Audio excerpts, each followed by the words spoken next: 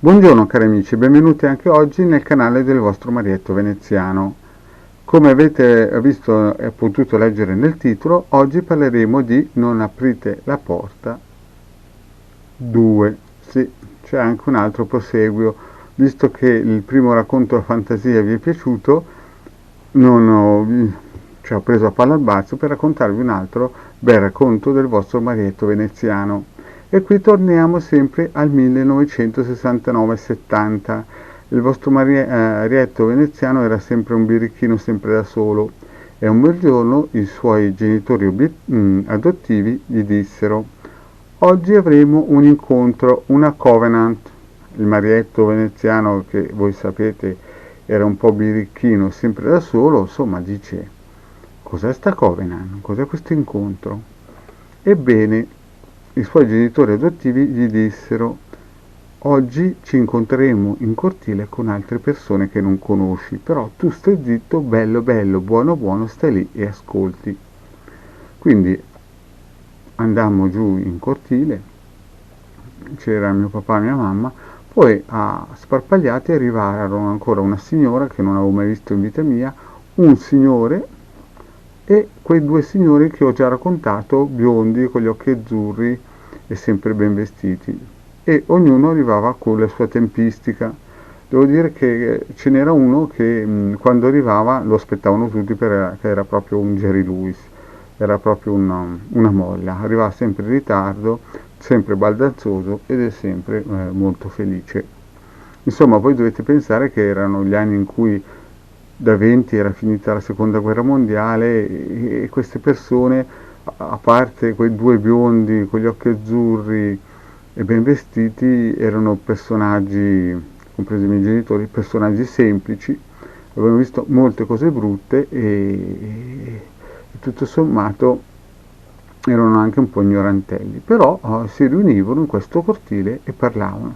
Io stavo, li guardavo, non capivo niente di cosa parlavano, parlavano che bisognava salvare lo stivale di qua, lo stivale di là, erano morti in Russia 170.000 soldati italiani per nulla, erano stati uccisi, insomma le tematiche principali erano: bisogna salvare lo stivale e cosa facciamo di qua e di là. E c'erano queste riunioni qui periodiche.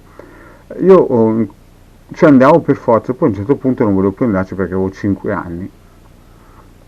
Però non ero corruttibile, cioè ero corruttibile come? Ai primi segni di cedimento, perché poi alla fine non volevo più andare a queste riunioni giù in cortile, quello con gli occhi azzurri alto e biondo mi corruppe con un lecca-lecca, sì. Ebbene, anch'io 5 anni ho ceduto, perché in quel periodo di lecca-lecca non se ne vedevano tanti.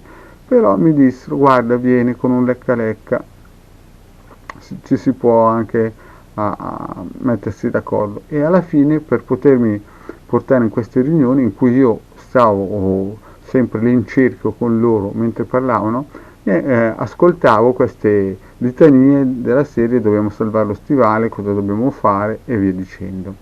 E con un lecca-lecca mi mettevano a posto. Quindi non vedevo l'ora che ci fossero questi incontri per mangiarmi un bel lecca-lecca. E questo iniziò più o meno verso i 5 anni. Poi a un certo punto di questi discorsi, uno di quello alto, che era il capitano di Torino, degli Alpini, a un certo punto disse, siamo sempre nel 1960, all'altro biondo con gli occhi azzurri: adesso vi porterò in un posto.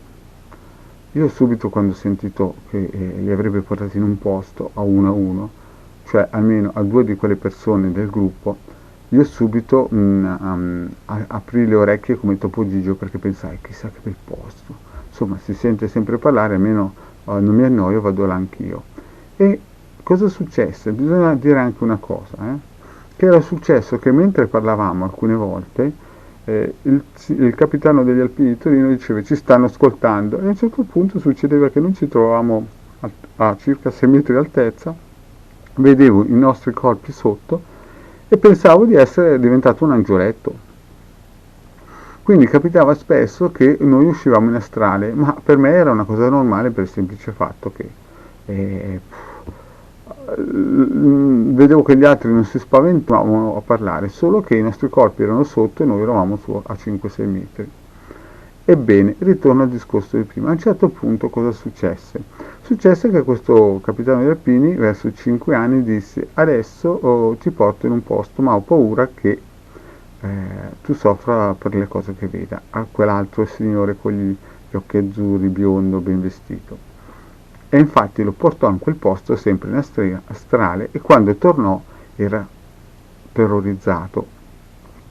Anche io mi spaventai un pochino, perché dico, chissà che posto è. E poi portò anche mio papà adottivo. Infatti lui, che era molto più giovane degli altri, quando tornò da questo posto in astrale che doveva vedere, era sconvolto. E questo più o meno 5 anni, 5 anni e mezzo. A un certo punto c'era quel signore alto, biondo, con il bel completo, amico del capitano degli alpini, sempre biondo, con gli occhi azzurri, alto, diceva: porta anche lui in quel posto. E il capitano degli alpini gli diceva: no, non è ancora pronto, guardando verso di me. Al che io pensavo: ma chissà che posto che è quello lì, ma tutti vogliono che vado a vederlo. Più o meno verso i 6 anni decisero che era ora che anch'io vedessi quel posto.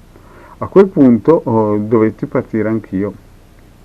Partii e mi trovavi in un posto, volando, svolazzando sempre in stare, tutto bianco, e dicevo: ma qui non vedo niente di pericoloso. Era tutto bianco con la neve, col ghiaccio, e noi volavamo all'altezza di 300 metri, si vedeva tutta questa pianura immensa, bianca, gelata, e via dicendo. A un certo punto mi dissero: adesso dobbiamo andare giù in profondità a vedere com'è realmente la cosa, perché quando mi chiesero cosa vedevo, io dicevo: beh, io non vedo niente di pericoloso, anche se ho 6 anni non vedo niente di... Il problema cos'era? È che era sottoterra, c'erano dei campi di concentramento grandi quanto la Sicilia, cioè praticamente era un posto immenso, e mi dissero che quella era la Siberia. Al che io ero anche divertito da vedere queste prigioni, persone che erano veramente messe in condizioni durissime e pietose. E quando tornai indietro, sinceramente io non avevo quella paura, perché a quell'età lì, a 6 anni, non si riusciva a capire il dolore che quelle persone provavano. E quando siamo tornati indietro, appunto, mi chiesero: ma cosa hai provato? Beh, io niente, ho visto queste persone che erano lì, non volevano andarsene via, stavano lì a soffrire, non so perché stanno lì. E il capitano degli alpini mi disse: guarda, queste persone non è che stanno lì perché vogliono, ma perché sono state prese da questi siberiani, da questi maghi neri, e vengono torturati sistematicamente per creare la loro egregora, il loro potere. No? Io ero troppo piccolo per capire, e anche perché non riuscivo a capire perché loro non scappassero. Loro mi dicevano: non possono scappare perché è il loro karma di essere lì.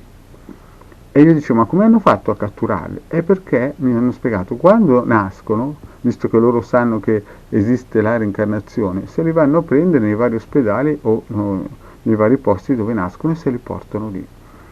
Signori miei, questa è una conto di fantasia, chiaramente non mi dovete spaventare, però il discorso è che in questa fantasia io a un certo punto cominciai a capire che la cosa era grave. Allora mi chiesero a me: ma cosa facciamo per fermarli? E io, piccolino, gli ho detto: noi stiamo qui, loro stanno là, sicuramente non avremo problemi.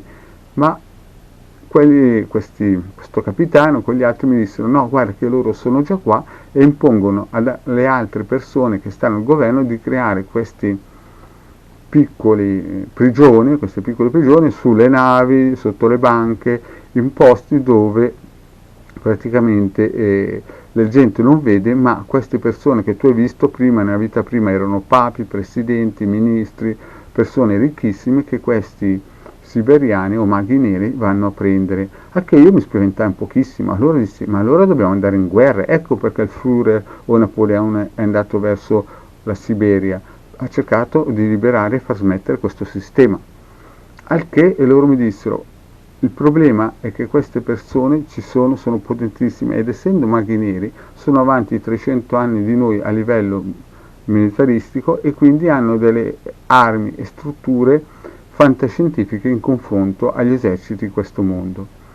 Al che il vostro Marietto veneziano qui finisce questa storia di fantasia, prima parte nel secondo video di Non aprite questa porta.